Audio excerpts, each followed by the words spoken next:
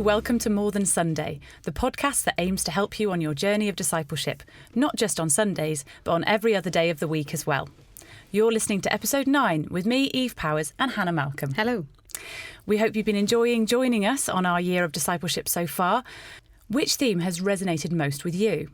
Which theme have you struggled with or found most challenging? Either way, we'd love to hear from you.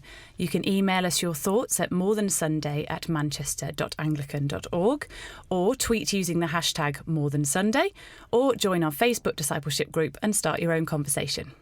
Our theme this month is generosity. What role does generosity play in our discipleship? Is it enough to be generous of spirit? In what ways can we live generously? So, here to discuss generosity with us are two brilliant guests. The Dean of Manchester Cathedral, the Very Reverend Rogers Govender, and Archdeacon of Bolton, the Venerable Jean Burgess. Welcome to both of you. Thank you for joining us. Firstly, could you tell us, as we always ask everybody this, what does being a disciple mean to you? If we could start with you, Jean. Being a disciple, for me, has always been defined by the words of Jesus, the Great Commandment and the Great Commission. And they funnel down into two words for me. Both presence and practice. So the Great Commandment is about loving God with all of your heart and every piece of your being. So that helps you then. It says love your neighbour as yourself. And I think one of the things that we often miss out is loving ourselves first before we love our neighbour. And for me that means getting to know who I really am in the light of who God is. So living in his presence so that I can be a presence to other people. And then there's the practice side, which is about going and making disciples.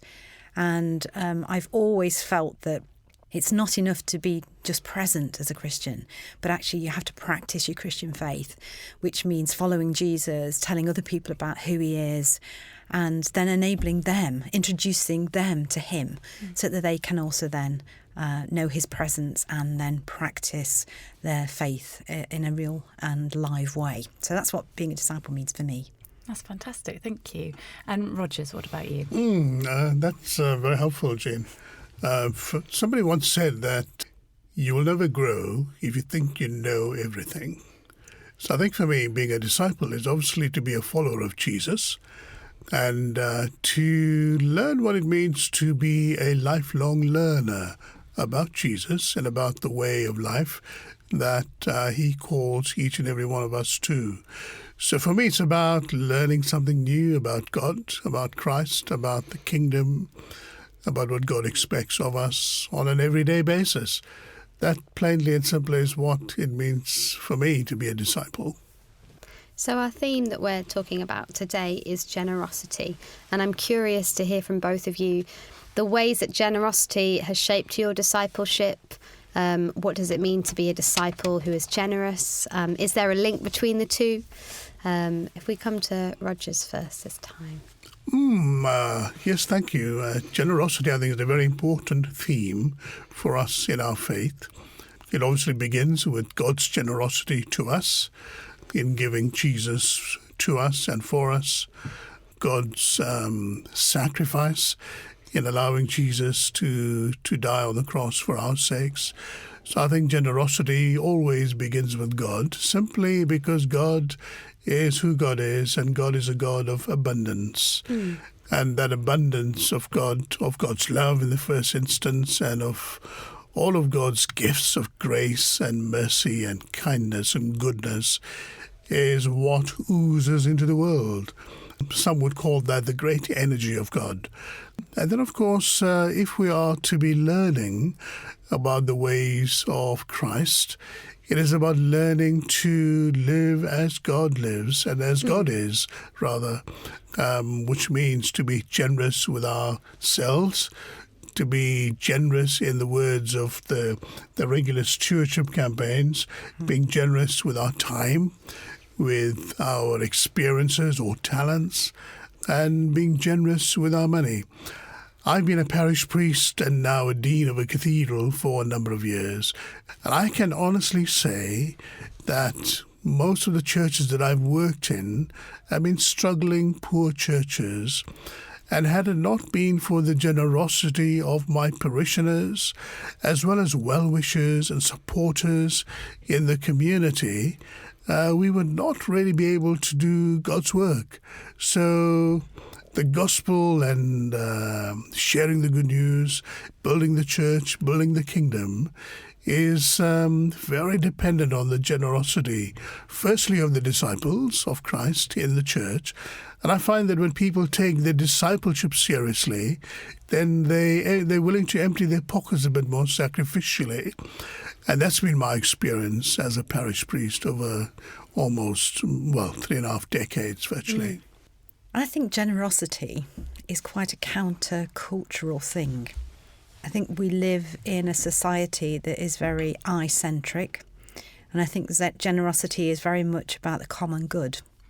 And I think over, I would say probably the last 20 to 30 years, that aspect of common good generally seems to have dissipated. I sometimes wonder, you see people do these amazing acts for charity, and people go, oh, that's incredible. It often is incredible, but I wonder whether it seems more incredible because we see so little generosity in our everyday lives. I think where Rogers was saying about the example of Christ and the example of God, that's, as a Christian, that is what drives my generosity. If you look at many of the stories in the Bible of Jesus dealing with people, he doesn't just give them a little bit. He gives them more than they need and more than anyone else needs. If you take the feeding of the 5,000, for example, then people aren't just given a little bit of bread so they don't starve. They're given more than they can eat, 12 baskets more that can be given away to others. And so it's that kind of generosity, God's generosity to us, that sort of inspires me. But I think it is quite countercultural these days. And I think that's really very important as a church, that as we struggle financially, we still continue to be generous across the board, including financially. If you look at the widow's mite, for example, Jesus is watching this woman put in everything she has, humanly possible. You think, well, that's a bit stupid. Why didn't she keep a bit back for herself? But her trust in God is so big that she knows if she gives all to him, he will give all to her. And I think that's where we as Christians need to stand. Even when we struggle too, we need to see what God has done, can do, and trust him that he will do more. So that, I suppose, sums up generosity for me. It's interesting. I think the theme that is coming out of both of your kind of experiences or understandings of generosity, it seems to be that there's this sense that because of who God is, you can act in ways that are no longer worried about what you'll get back from the other person. And maybe that's one of the challenges we have in our society, more generally, is that we've learnt to be so defensive, so cautious. People will say, oh, you shouldn't give money to that organisation, or they might spend it wrong, or, oh, that person won't use the money in a wise way, so don't give to them, or are they really gonna, are they a real friend to you? Should you really be generous to them? And we walk around worried that we're being too naive, or that we have to be more like cunning, or that we have to operate in the world in a way which makes really smart choices. And it almost sounds as though trying to live in those ways inhibits our ability to be generous, because we're so concerned about, well, is this going to be a good rate of return? Will this be the most efficient way that I could use this money, use this time, that we're not willing to commit to giving to anything. But it sounds as though it's God's generosity to us that frees us from that, because God gives with no rate of return that we can offer. God gives, God fed, for example, we talk about feeding the 5,000. Jesus feeds all those people, having, knowing full well that not all of them would feed him back or follow him or any of those things. So that we're freed then to live in generous ways, and almost that's something that we're going to need in order to keep being generous, to be able to let go of the expectation of something coming back. I wonder if that resonates with either of you, or your experiences of work in the church. I think for me, it quite rightly begins with God in Christ. And I think it sort of depends too on our theological lens. When I read the Gospels, when I preach, very often I try to get people to understand that what Jesus is really telling us or teaching us is really what the very nature of God is. So when he talks about blessed are the merciful, for they shall obtain mercy, he's speaking about God who is merciful. And if we understand God as a God of abundance, then we will stop fretting as much as we do. Let me move on to saying something else, which I believe very implicitly in, and that is the role of faith and belief. And let me give you an example from my current work at the cathedral. Some of you will be aware that about just under 2 years ago we installed a new cathedral organ. That organ cost a lot of money, and we take music in our worship and our culture very seriously, historically as well as today. When this project was kicked off, when I launched this project about 10 years ago, my colleagues on the cathedral chapter, the PCC equivalent, said to me, where are you going to get all this money from? And this was when the economy collapsed, around about 2008. And I said, folks, that's a very valid question. Where are we going to get so much money from? I said, we have to get the vision right. And I believe that if we have the vision right, and we do believe implicitly by faith that it is God's vision for us and God's desire for us, we've got to believe that God will produce the money. And I don't want to make this sound simplistic. Long story short, I had people give me money in abundance. We had fundraising campaigns and dinners, and we put out sort of the bump to say this is what we're doing. We put out information in our newsletters. One person who worshipped in the cathedral way back was now worshipping in another parish, saw the need and sent us money in her legacy. A Jewish member of the community who heard what I was on about and my appeal said to me, Rogers, I'm pledging £2 million towards your organ.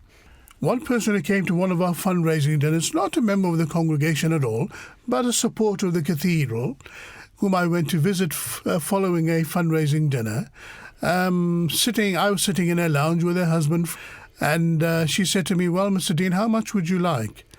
And me, very shyly, feeling very awkward, I've never asked for money in that kind of way before, I said, well, I'm happy to have anything you're willing to offer us, rather sort of shyly.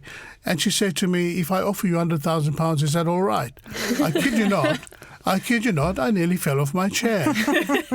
But I did have to, it all began with me saying to my chapter, we've got to believe that this is what God wants, and we've got to trust that God's going to provide it. And I believe that, and that's the journey we've been on over the last decade. And you know what?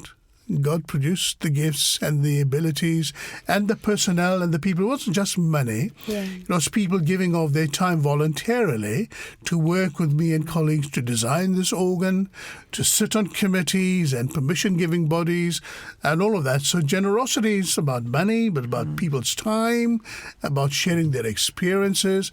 But you know what? I really do believe that, especially in terms of Christian ministry, it is an act of faith. We got to believe, as Jean said, that God is a God of abundance and the Lord will provide. Believe Him, trust Him. I can tell you umpteen stories from my years of ministry where God has always provided when we believed and asked in faith. It's not a kind of asking, glibly and sort of matter of fact, well, it'll happen in its own way, won't it? We've really got to believe that. That's what our faith is all about, having faith. Mustard seed faith a lot of the time. But without faith, I don't think we're going to experience that generosity from God or from God's people. Does that resonate with your experience as well, Jean, in your role? Yeah, very much so. But also I think that it comes down to personal discipleship as well, where particularly I think where finance is concerned. When I first became a Christian, the church that I became a Christian at, I was 16, part of their teaching about discipleship was very much about your money. This morning I was reading those verses which talk about, where your treasure is, that's where your heart is. And I think there is something about being a good disciple where our purses are that's quite important. So when I became a Christian at 16, part of my discipleship teaching was that you tithed, you gave 10% of whatever was coming in to God. and that we trusted him. He actually, in a sense, he left us with the 90%, and that we could do whatever we liked with, but that 10% was his. And we've always kind of lived our lives in that way. And we found that when times have been good financially, when times have been difficult financially, we found that God has really blessed us. Recently, my grandson was quite poorly and in hospital in Bristol. His mum and dad live in Cheltenham, and my son works for a Christian charity working with young people. They have an account called Stewardship, where just occasionally people might bless them with finances. And they were living in Bristol because my grandson was in hospital for 3 weeks. And sort of out of the blue, anonymously, someone gave them a significant amount of money, which enabled them to stay in Bristol with him. And we have found, as we have been honourable with our finances personally to God, then actually he stepped in when we've needed, often without asking, actually. Absolutely. And I found that personally, in the parishes that we've led. I remember in my curacy, we first went there, and it was a church that was struggling in many different ways, particularly financially. They used to have lots of, Christmas fairs and things like that to raise money.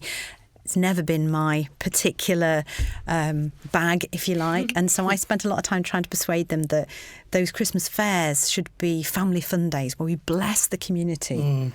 And what we found was, as we, in a sense, blessed our community, what financially we received more than we would have done if we'd have actually been asking for money. I remember one day putting aside a prayer day with my training incumbent, and we were praying for finances, and we'd had a bit of criticism because we put days aside to pray, and people were saying, oh, you should be out working, doing, God's work. We were praying. And we arrived back one day to find a cheque for £1,000 on his doorstep. Wow. And then a few days later, someone else gave us a significant amount of money as we prayed. And I found that God has been faithful, not as in such big ways as Rogers was saying around the cathedral, because I've been in smaller parishes, but I know God is a faithful God. And as we serve him faithfully, he's faithful to us. Well, you're right. I mean, it's not about the big amounts. Very recently, in Advent, actually, we decided at the cathedral to change our gospel book because we're getting all tatty, and, when it was being read, it's read regularly and used regularly, and we decided to replace it.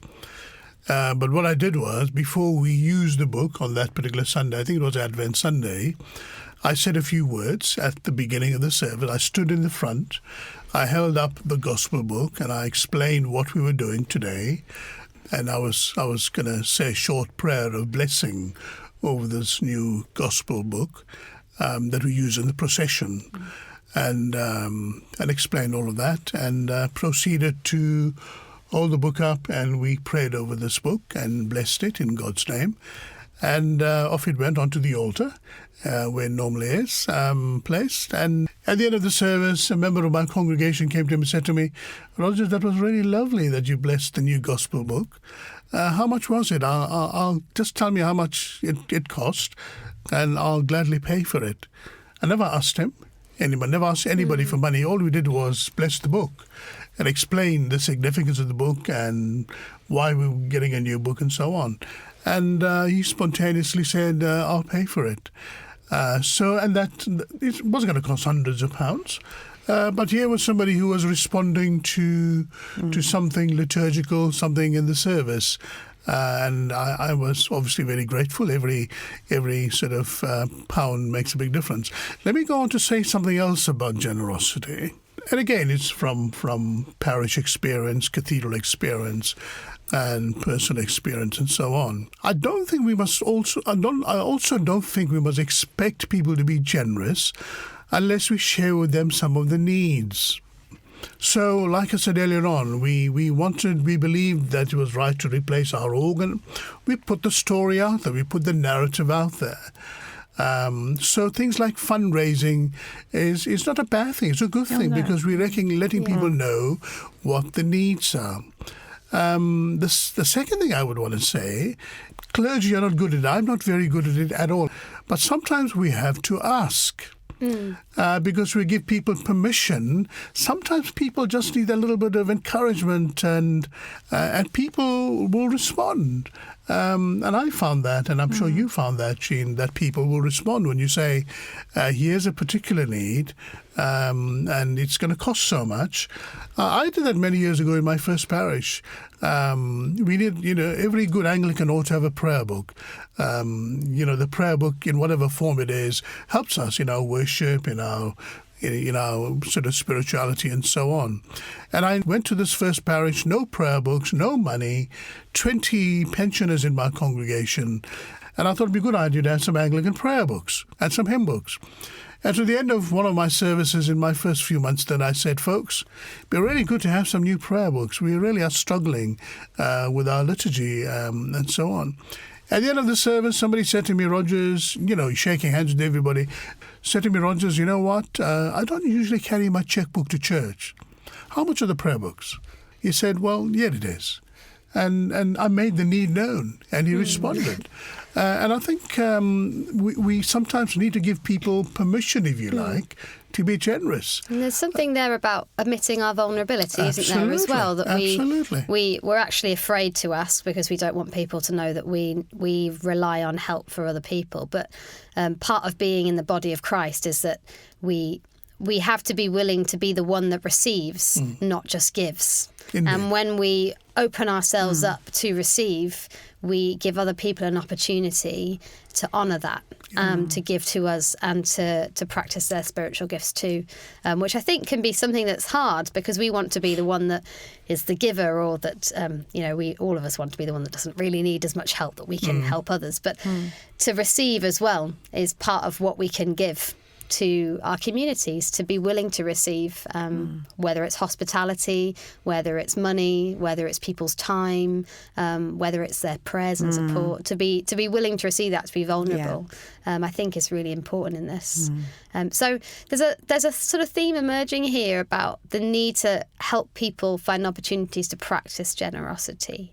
And that really resonates with me because I know from my own experience that unless it's something unless it's something we practice, it's like a muscle that it gets weak and it doesn't work so well. That to continue being generous, we have to actively find opportunities to do it and not just expect that when the moment comes along, we'll just be able to do it naturally, which can sometimes be hard to admit to ourselves. But I wonder how these different themes of giving in different ways tie into developing a wider spirit of generosity, or what does it mean to approach people around us with a generous spirit, not just in those practical ways, but in our outlook.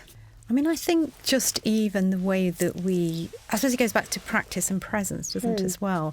And the two intertwine. I think that one of the things that has struck me being a little bit further north, I was in the Midlands before, is I have found people to be much more open and warmer generally. And I've had to discipline myself to respond to that. So, for example, when I first got here, I'd nipped down into Tesco's to buy a dustpan and brush and a mop. And I was standing at the traffic lights, waiting to go back to my car, standing with these things. And suddenly this woman next to me started talking to me. And took me a bit by surprise because it kind of wouldn't happen in Derby. And no offence, Derby. Yeah, no offence, Derby. No. Wouldn't happen a lot, perhaps, should I say. And I kind of had to discipline myself to respond to her. And we kind of walked across the traffic lights together. And then we had this conversation, the opposite side of the road. They'd moved house not long ago, when we were just talking about how difficult it can be and how tiring it can be. And in a sense, that's a generosity of spirit, because giving some time to that person who wanted to speak to me, I don't know why, she just saw the brush, but it was an opportunity, and probably a God-given opportunity to be able to say, she asked me why we were in Bury, and I was explaining what I was going to do. Not that she understood what an archdeacon does. I don't think anybody does. But it was a God-given opportunity. So sometimes having a generous spirit is one about discipline, because sometimes it takes you away from your given plan. Because I wanted to get back to my car, get home, start doing a bit more cleaning, not spending 10 minutes talking to somebody at the other side of the road. And sometimes it is a God-given opportunity, and maybe we need our spiritual eyes and ears switched on as much as our human ones. So holding plans lightly as part of what it means to be generous with people, holding our own plans and ideas lightly. Rogers? I wonder whether we in the church actually realise just what a charitable nation we are. We are generous. We just need to recognise it's there. And maybe, as you were saying, Jean, we're going to think about it and maybe be a little bit more conscious that it's happening, and maybe a bit more deliberate and intentional in terms of sharing with people in need, who are vulnerable in the congregation or in the community or amongst our families, dare I say. And share it with the church in terms of the church's needs. All I want to say, it's there. We're just going to learn how to tap into it, remind one another, maybe also sort of thank one another a bit more, have that spirit of generosity that you, being generous in spirit that you talked about earlier on. I think when there's a positive kind of vibe around, why wouldn't you want to give? I think I've got an example of a parish who's doing that really well. You might know them, Jean. It's St Catherine's in Blackrod, who are in the Bolton Archdeaconry. They are fantastic about how vocal they are about finances. They're very clear about what they need to raise, where the money's going, and what it's for. Yeah. They put it in their parish magazine every month. They also have a summer fair that is a scarecrow festival that has grown and grown and grown, and it's fab. I went last year and it was just incredible. It started with a few people putting scarecrows in their front gardens. It's now grown to over 130 scarecrows. Wow. The whole village takes part, churchgoers, non-church goers, and people want to do it because they want to contribute to their community, and they have a generosity of spirit for the place that they live. Now, the church has been really clever about it because they've got the Methodist church down the road to also have their church fete on the same day, and the school to have their fete on the same day. So the footfall is absolutely huge. They raise over £10,000 on that weekend every single year, and they're able to split those profits equally between the organisations that contribute and give a gift to the village. Yeah. So they've done all sorts. They've done things for the people of that town through a church-led initiative, a parish-led initiative, and they also can support charities like Urban Outreach, which is the fantastic food charity that works with food poverty and the people in the Bolton area. And I just think that's a fantastic example for any churches that are wondering, how on earth do we get started with financial generosity, and where do we go? Have a look at Blackrod. Ask for their parish magazine, because really, I find them inspiring. Yeah, it is wonderful. They are, a lovely aren't they? story. Yeah, I think we shouldn't forget as a church that as we model what God has done for us, His generosity and abundance, that actually we are a church that is generous in worship. And by that I mean anyone is welcome through the door. And often, particularly in times of crisis, people of some faith, no faith, little faith, will actually turn and look to a place of faith, to people they feel they can trust, and look for help. And I think we mustn't forget that actually we do have an open door, and that in itself models the generosity of God, that we are open in worship to everybody. Yeah, thank you to both of you, Rogers and Jean, for all the stories you brought, all the wisdom you brought from your years of experience. And I really hope that for everyone listening, this has been a real encouragement. It's certainly been for me as we think about generosity this month. So what actions are we suggesting? Well, there may be things that you've heard today that you think, that's something I really want to take on, and particularly that challenge to churches to think about the ways that we talk about generosity in our congregations, I think is a really helpful one. And for people as individuals that are listening, there may be some of the following that help you to start thinking about that journey of generosity. One of them might be to try to set up a regular donation to a charity or an organisation you care about, perhaps perhaps that will be in your local community or perhaps on the other side of the world. To make that step from one-off donations when you hear about something to committing to someone or something regularly to give, perhaps for some of the money you've saved from what you've given up for Lent this year. We've talked a lot about time. Maybe you could volunteer at church in a role you haven't had before, or with a local organisation. We've talked about being a listening ear, and maybe this month we can try and practice that generosity of spirit, not just to wait for people to walk up to us to start a conversation, but also to try to live in a way which makes ourselves open to conversation with others, open to hearing people's stories, especially in situations where maybe we would be less naturally open to hearing them, particularly practicing generosity with those who might be different to us or might be more inconvenient to us, whatever it is. So let us know how you get on with those actions. As always, we really want to hear how it goes for you, so that we can encourage each other as we make these changes together. Thank you for listening to More Than Sunday. We'll be back next month when our theme will be witness.